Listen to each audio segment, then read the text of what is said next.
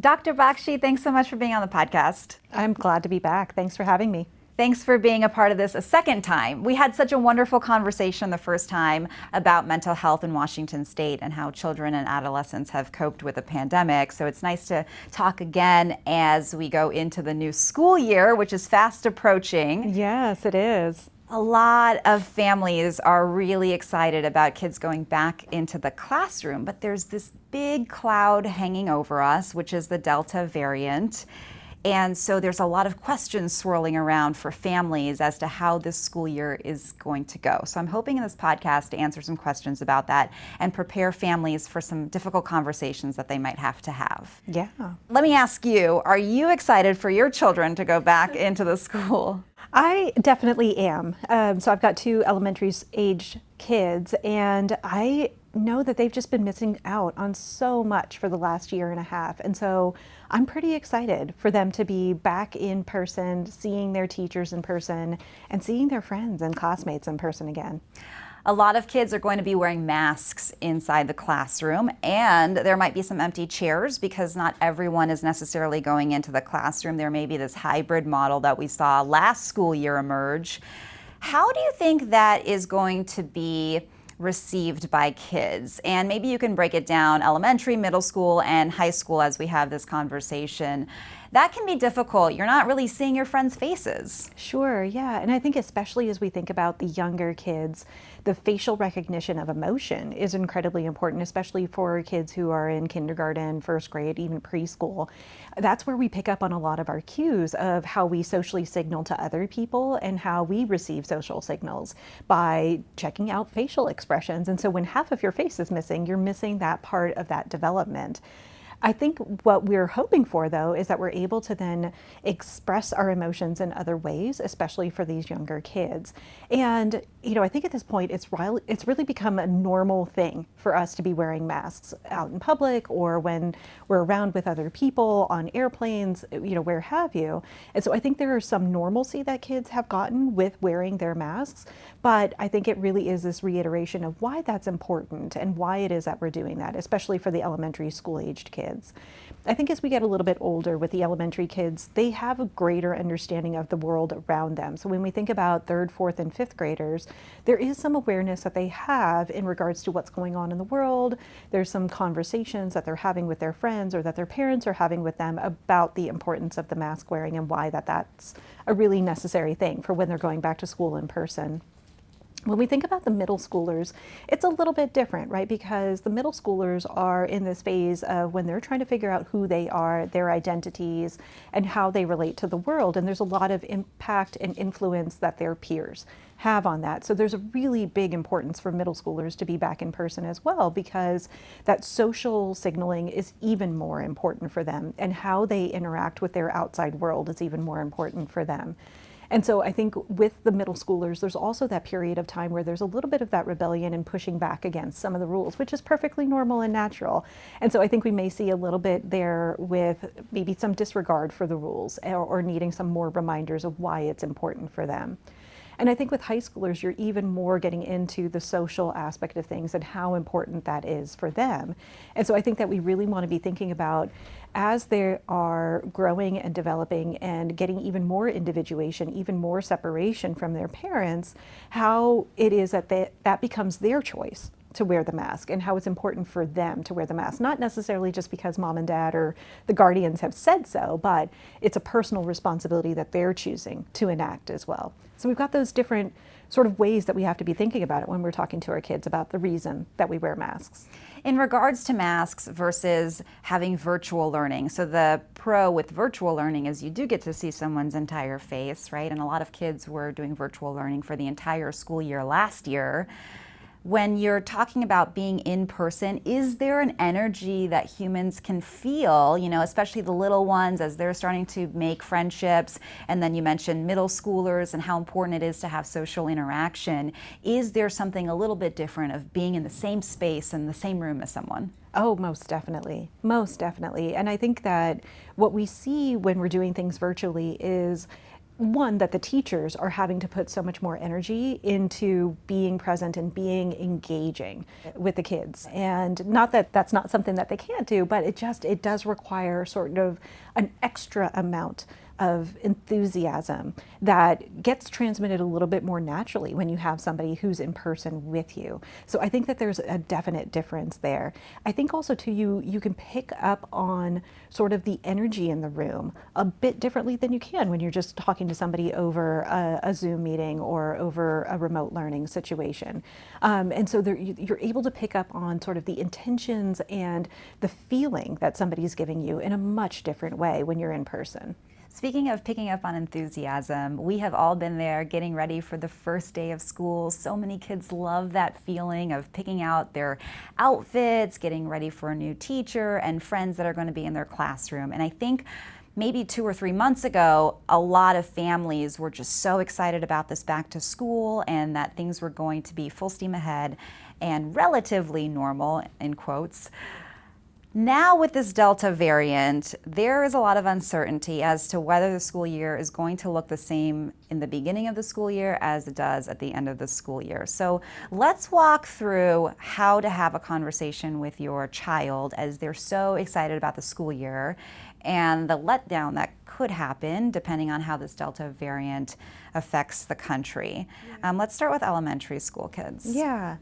So I think with elementary school kids, a really important thing that we want to think about with them is that excitement and is that return to school and how much they are really looking forward to that. And I think that just as we have that excitement for them, we also have to measure our own disappointment and then how we potentially would talk to them about that disappointment if the school year doesn't end up looking the way that they want it to be looking, which is hopefully in person. And so it's really important, I think, to emphasize the flexibility, and that we want to have the education. The education is extremely important, and however it is that we can receive that education, that we will go with. And so really exercising that flexibility, and I think sort of saving the disappointment that we might have to ourselves. Because I think sometimes if we show that disappointment, especially to elementary school kids, they pick up on it and then they assume it as their own. And so that's a really important thing that we have to be mindful of. So let me just ask you this real quick. Should parents, if they have little ones in elementary school, should they even bring up the idea that maybe the school year will go back to virtual learning, or should they just leave that on the shelf, deal with it as it comes, and just be excited about the first day of school?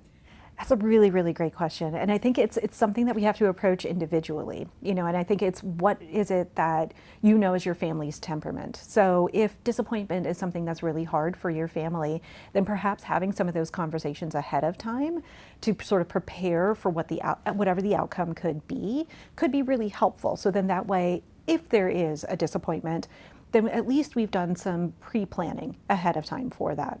If your family does tend to be more flexible and sort of more go with the flow, then you may not need to do as much pre-planning for a potential for that disappointment. And so I think that that's a really individual decision based off of how your family has their own personal temperament. And then for the elementary school kids, let's stick with that age group for a little bit. What should parents be asking their kids maybe after the first day of school or, as the weeks progress? What should parents be asking how they feel about, the interactions they're having with their peers, perhaps how they're learning? What kinds of questions should they be asking their kids? There's, I think, so many different things that really could be affecting the kids as they're going back to school. I think there's a mix of that excitement as well as anxiety. And what we know about sort of how our brain functions, or that excitement and anxiety are pretty much next door neighbors in our brain. So when you're knocking on one door, you're probably going to open the other one as well. And so I think it's really going into the curiosity around the excitement and the anxiety, and not necessarily suggesting how somebody feels. So I think a lot of times we as parents can go in and say, gosh, it wasn't that so exciting. And so we're not really giving our child an opportunity to express how it actually felt for them. We're just sort of telling them how they should feel in that situation. And so I think allowing that opportunity for them to really explore, well, no, it didn't feel exciting, or it did feel exciting, or I was really anxious, or I haven't seen my best friend in over a year, and so I was nervous that we wouldn't get along anymore. And having an open dialogue as opposed to inserting what we think they should feel about what the situation is.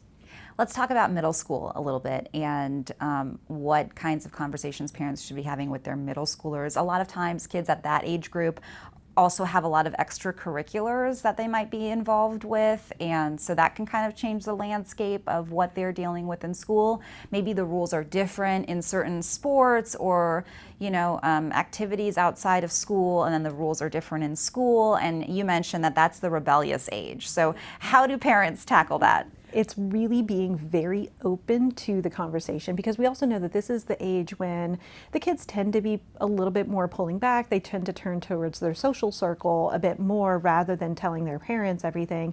They're more than likely going to be talking to their friends about how it is that they're feeling.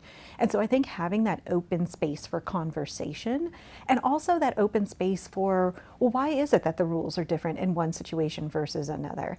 And I think, again, we may feel our own personal frustration that, okay, well, you can go to football practice and not have to wear your mask, but if you go to tennis practice, you've got to wear your mask. And so why that might be different, just as an example. And being open to the conversation too, that, maybe I don't know all of the answers as your parent, but I'm here to talk through it with you. I think we need to get out of that phase. I think in elementary school, we oftentimes think as parents that we need to be able to answer all of the questions that our kids have. But as they move into middle school, I think it's okay to have some of that, you know what, I don't know the answer to that, but I'm wondering if we can explore that together, and really partnering with your child a little bit more as they're wanting to increase their independence and create some separation between you and them. And how does the conversation change into high school? Into high school, I think it is that kids are generally much more aware of what is going on in the world around them. I think in middle school, it is my world is school and my friends at school, whereas when you get into high school, the kids tend to be a little bit more aware globally and aware nationally and locally as to what's happening. And so I think it really is, you're able to have a bit more of an in-depth conversation around the scientific basis of why things are the way that they are, or having a conversation around the changes that the CDC or the World Health Organization might be making. And so having a little bit more of those in-depth conversations can definitely happen with our high schoolers.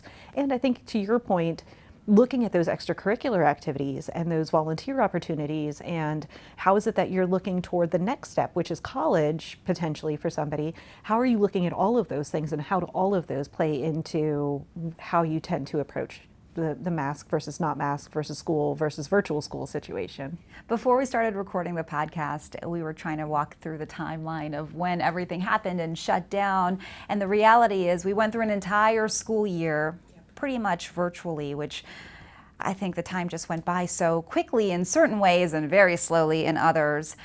What do you think, since you're a parent, will be some of the things that remain in place as far as the way kids are learning? We were able to have school virtually, which maybe a decade ago would have been impossible. And we're going to have that hybrid model this year. What are some of the things that you see continuing on into the future, just from your own experience? I think that there has to be a continuation of the attentiveness that the teachers have to knowing that their students may be at different paths for their learning. Because I think for the virtual learning, there were some kids who were really engaged. There were some kids who did a really great job and didn't have any issues at all. But there were some kids who either didn't have the privilege to have a quiet place where they could do their work, or able to engage, or able to log on every single day consistently. And so I think that we have to be open and aware to, there's going to be a lot of variability as to how the kids are presenting when they go back to school this fall. And there are some kids who were able to go back in person toward the end of last school year. And so how is it that their education and their progress might be different than somebody who is in the virtual landscape? And so I think that attentiveness that the teachers have really brought to knowing that their students are at different levels is something that's definitely going to have to continue.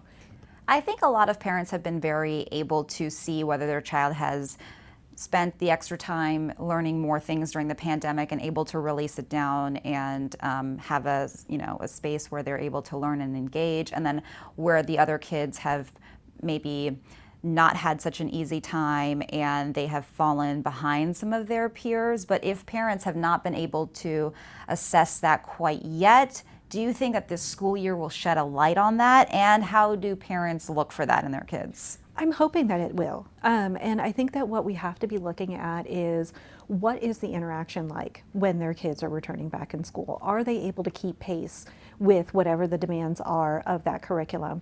And I think it's also engaging with the school counselors, as well as if there needs to be a 504 or an individualized educational plan in order to support that growth that needs to happen to get them back up to grade level, or functioning at the level that they're expected to be functioning at.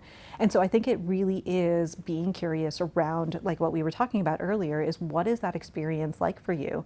How are you feeling in the classroom? How are you absorbing the information? Do you feel prepared for this level, or are we maybe still struggling with some of the things that were the previous grade? And how do we overcome those things? I think what we also have to be thinking about are the kids who already were on those individualized education plans and those 504 plans, who maybe weren't able to access the services in the way that they would have if they had been in person. And so how is it that we overcome sort of that lapse that those kids really needed in regards to that support, and that they could have only gotten in person? And that needs to be assessed as well. So that's a little bit of the academic side. Let's return back to kids and their social engagement in school. And we know that it's such a large component of it, right, of developing socially.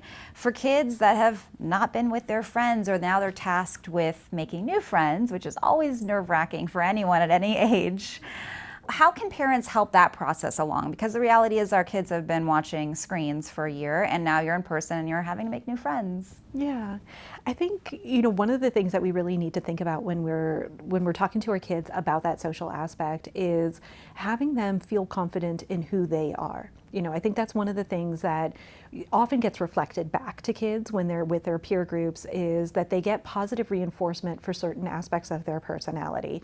And so then they say, okay, my friend liked that I am this way, or that I'm funny, or what have you. And so I'm going to keep doing that because I'm getting positive feedback. And so I think it really is taking a look at what is our kids' personality, and how do we give them that positive feedback that they might not have been getting from their peer group, as a way to almost build up their confidence in themselves. Because I think that there's going to be quite a bit of sort of questioning about the kids that they have for themselves in regards to, well, I don't know how to interact, or I don't know how to do this, or I don't know how to do that, I've kind of forgotten it, or it's dropped off.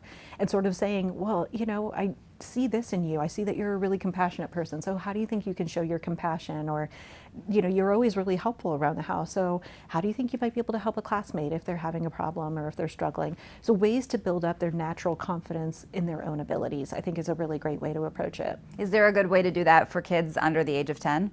Yeah, I think so. I think it's oftentimes what we do in therapeutic settings, is if a kid's coming in, is we'll even do just like play therapy. So it's engaging the child in something that's an enjoyable activity, like playing a game, or, coloring, or something like that. And then that opens up the ability to have a conversation. Because if you approach a kid and say, hey, what is it that you're confident about, to a 7-year-old, they're probably not going to be able to answer that question for you.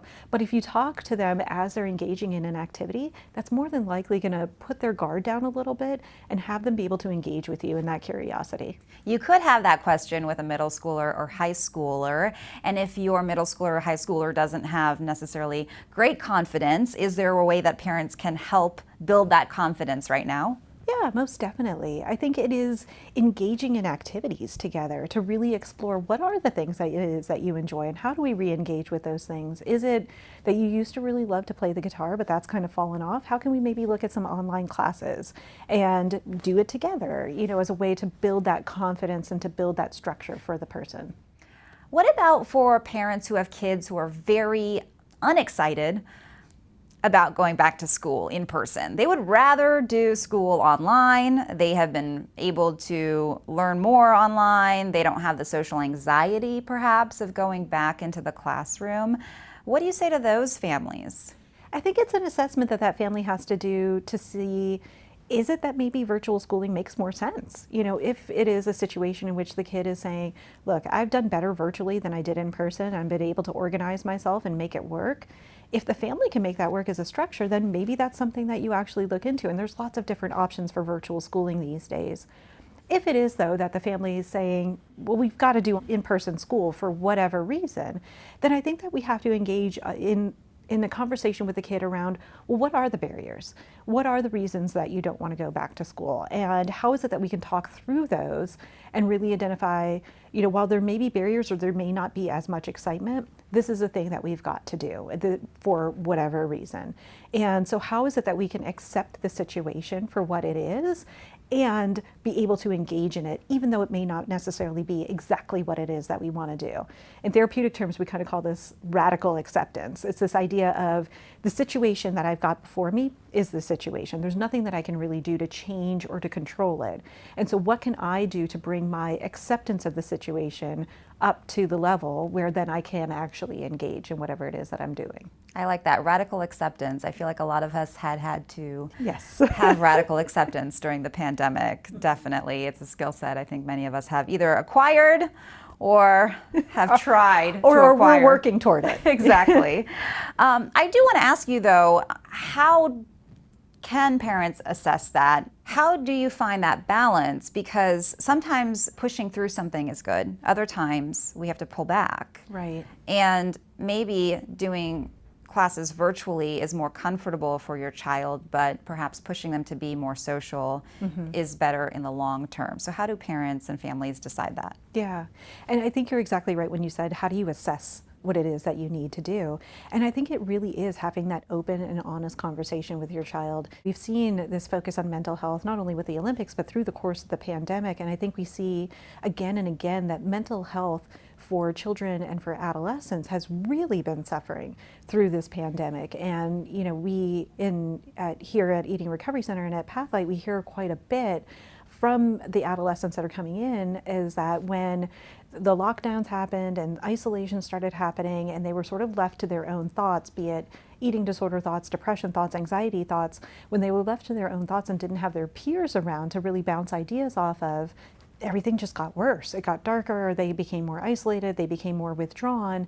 And so we really do know that there is that benefit in that social interaction and sort of bringing somebody out from their shell. And so I think that if we can even have that kind of an honest conversation, especially with like our middle schoolers or our high schoolers, if we can have that kind of an honest conversation of the risks and benefits or the pros and the cons of virtual schooling and being at home versus being surrounded by a peer group, then I think that we can really get into that assessment as to what actually is going to be helpful here.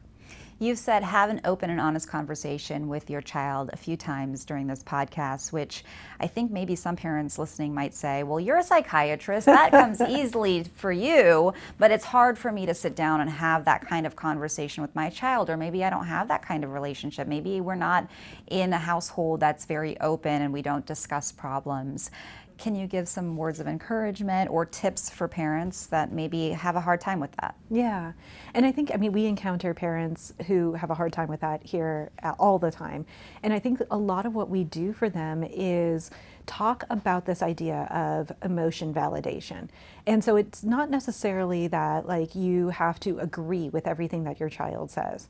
I think if we open the door to the conversation, the way to keep the conversation going is to say, I understand what it is that you're saying. It's not, I agree with what you're saying, or we're going to do 100% of what it is that you're saying.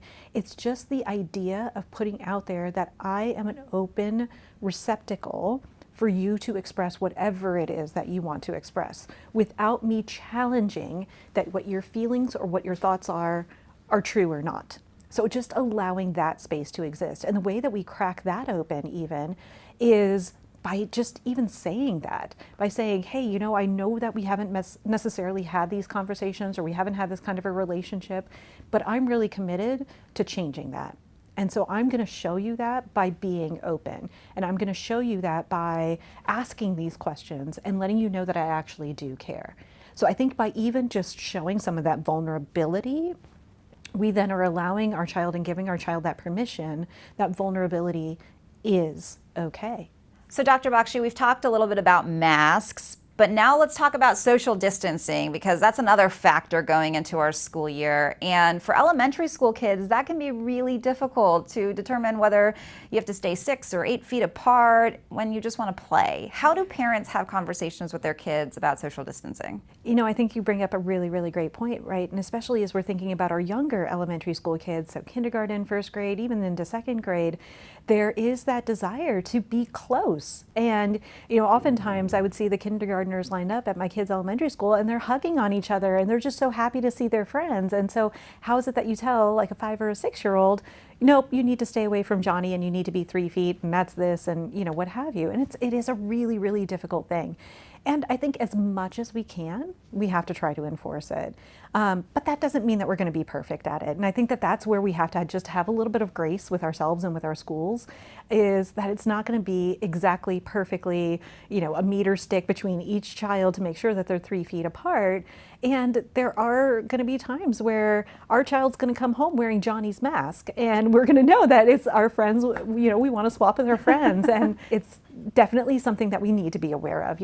I know I'm making light of it, but we also need to know that it is kind of normal to engage in that as well. And so I think it is just really that consistency of the message that we give to them, and also knowing and giving some grace to the teachers and to the folks at the school as well too. They're doing the best job that they possibly can, and they're not going to catch everything 100%. And so really assuming that everybody is in this trying to keep the kids safe is a really great place to start. I think though that we've also got to make sure that we are saying to our kid, if he comes home with Johnny's mask on, of, hey, I know Johnny really is your best friend and you wanted to wear his mask, and we really can't be doing that. So I'm going to have a conversation with Johnny's mom or dad and let them know, hey, this is not something that we can keep doing. So we got to make sure that Johnny and our kid kind of keep their hands to themselves as much as possible and keep their own masks on their own faces as much as possible. And so really breaking it down into language that our kids can understand is the most important part of it. Speaking of keeping hands to yourself, the older kids might have trouble with social distancing for different reasons, although they can understand the distance and can adhere to those rules, but they might have difficulties just being, in social situations. How do parents talk to their older kids about that as well? Yeah. And I think, especially when we're getting into the middle school and the high school ages, which is perfectly normal for them, but it's this idea of, yes, I understand that that's a risk, but it's not going to happen to me. It's not going to happen to my friends. I haven't experienced anybody who that's happened to, so I'm not as concerned about it. And so I think we kind of get into that immortal phase and the way that some teenagers can think about things, which again is perfectly developmentally normal.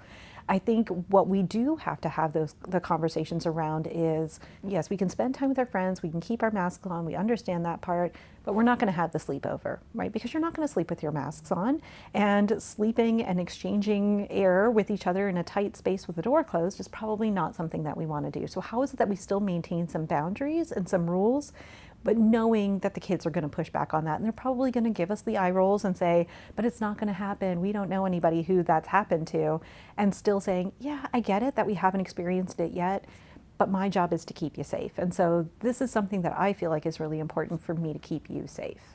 And that's also important probably for the high school seniors, the kids in college as well, that immortality and thinking, well, if I just go to this party and I take my mask off for a little bit, it'll be fine. Can you address that at all? Yeah. I would love to say, yeah, it's going to be fine. Just take your mask off. It'll be no problem at all. But then we also did see, for example, at the University of Washington, when they were having those parties on fraternity and sorority row, and there were these outbreaks that were happening after every single one of these parties that were happening. And, not to single out one fraternity or sorority or even the University of Washington, but we know that it actually did happen. And it happened to quite a few of the folks who were there. And so I'd say, yeah, sure, you could think that it might not happen to you, that just this one time is going to be okay, but we have evidence to support that more than likely it actually is going to not be okay. And what we know especially about the Delta variant is that it's more highly transmissible than the previous variants that we've already encountered. And so we've got to be even more on guard and even more cautious about it.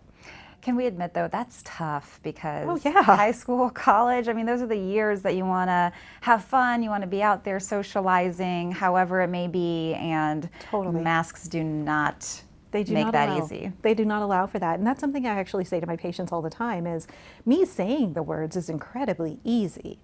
To actually then put that into action is where the rubber hits the road. And it is much, much more difficult. Yeah, I don't envy any parent having to have that conversation. Same. The first podcast that we did together, we spoke about mental health in Washington State and depression, anxiety, all of that had increased during the pandemic. We also talked a lot about bullying, specifically online bullying, and how bullying has changed throughout the years and how so many kids are dealing with that. So I want to hear your opinion on how that might affect kids as we start the new school year in terms of the conversation surrounding vaccines.